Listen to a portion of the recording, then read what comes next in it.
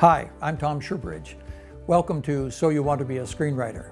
Today we're going to talk about scenes. We're going to see some, and then we're going to talk about how difficult they are to write. 다송이가 좀 전에 그린 건데요. 아, 네. 저 어머니랑 둘이서만 얘기 나누고 싶은데. 아, 저기 이분은 우리... 아니요. 자리 좀 비켜줘요. 어머님, 제가 아까 미술심리학, 미술치료 쪽으로도 공부 중이라고 말씀드렸죠? 네네. 다송이한테 무슨 일이 있었나요, 1학년 때?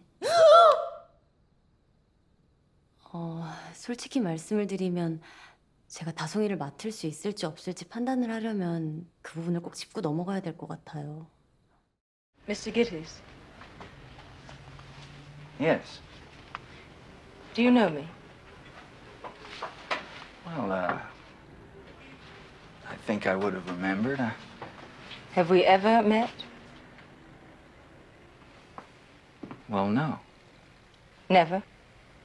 Never. That's what I thought. You see, I'm Mrs. Evelyn Mulray. You know Mr. Mulray's wife?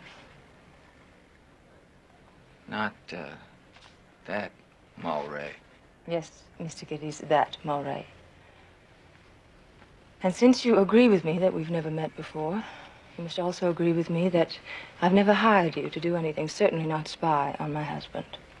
I see you like publicity, Mr. Gittes. Well, you're going to get it.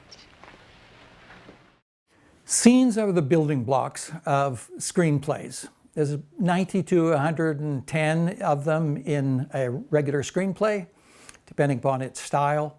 And each of them is a unique little moment.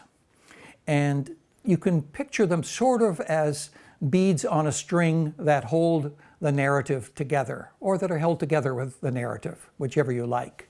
Scenes are placed one after another very deliberately, because the content of the scene before and the scene after affects what is in the scene in the middle. In other words, the scene before has to have some kind of setup that's going to make sense of why the next scene is there. Even if it's on a different part of the story, there is a relationship between them. And that magic, which is achieved in editing, has to happen in the writing as well. So when we are thinking about scenes, we have to realize that there is a narrative going on, that the story is moving forward. So we have to anticipate what the energy from previous scenes are going to bring to this scene. So, in other words, when you create a scene, you have to realize where is the character coming from who is entering the scene or who is in the scene. Coming from might be physical, but more than likely it's psychological or emotional. What is their state of mind? What are they thinking about? What do they need? What is their goal at that particular moment in that particular scene? Because all of us have intents when we are doing things. And depending upon the pressure or the tension of our action, that determines what we bring to a particular scene. So as a writer, you are trying to determine what state of mind your character is in each scene. Now, occasionally there are scenes following one another in which there's a kind of similarity of state of mind. But even there, if it's the same, it's like a note in music. If it's the same note over and over again, we get bored. Okay? That's why jokes have room for laughter, room to set up the next one, because the emotion that we carry from one scene to another scene has to have space for itself. Otherwise, they become muddled, confused, overlapping. So think about the space, even though there's no time, between one scene from another. And that's hard to do as a beginning screenwriter. When you're looking at scenes on the page, you forget that you're really writing time. You are creating an element that's going to last so long. Beginning screenwriters very often ask, how long is a scene? Well, it's a very easy answer, and it's not flippant. It's as long as it has to be. Some scenes are 3 seconds. Some scenes are 2 minutes and 5 seconds. Okay? It really depends upon the demands of the narrative at that point. If you want to see a wonderful scene in the King's Speech, there is an introductory scene between the two major characters that goes on and on and on and on.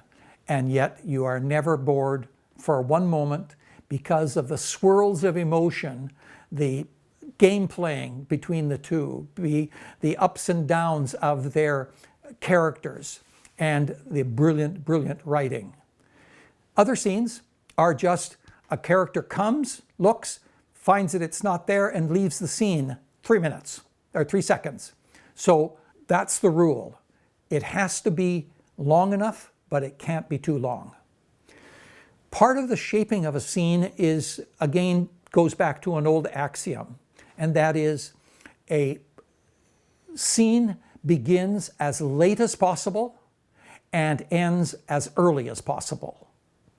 In other words, again, and it looks like editing, but it's really the editing has taken place in the writing.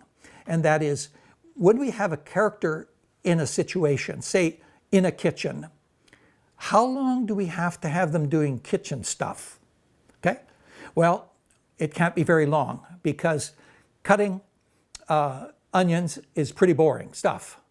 However, if they're cutting them with a vengeance, then we can start immediately with them taking the onions out of the fridge, grabbing the knife, fiercely getting into it. That's when that scene really starts. It's because the emotion of the character, their state of mind, is revealed immediately. So that's where that scene begins. And what they do, of whether or not they just take them and throw them in the garbolator, throw the knife down, or put the knife down gently and cry, not just because of the onions, then the scene is over. You've made your point. And making a point is one of the things that, as a script editor, reader, I look for all the time. And I have my big red pencil, if it's a physical script, and I ask at every scene, why is this here? A, does it have something important to contribute to the story? If not, whoop, that's very easy. I've just shortened the movie a little tiny bit, but I've helped the writing a lot because I've taken out something that's not essential. It may be in the wrong place, so I will question whether or not this action should follow that other action. Is this the best place to break that other storyline up? So that's always a consideration. But more importantly, when I find a scene and I want to improve it, gives advice. I never rewrite, but offer advice. What I'm looking for are a series of elements that every scene must do. 1, it must move the plot forward. This is the movies after all. The story must move forward. So there must be something in the story that in that scene that in fact helps move the story forward. Secondly, there should be an element of character revelation, okay?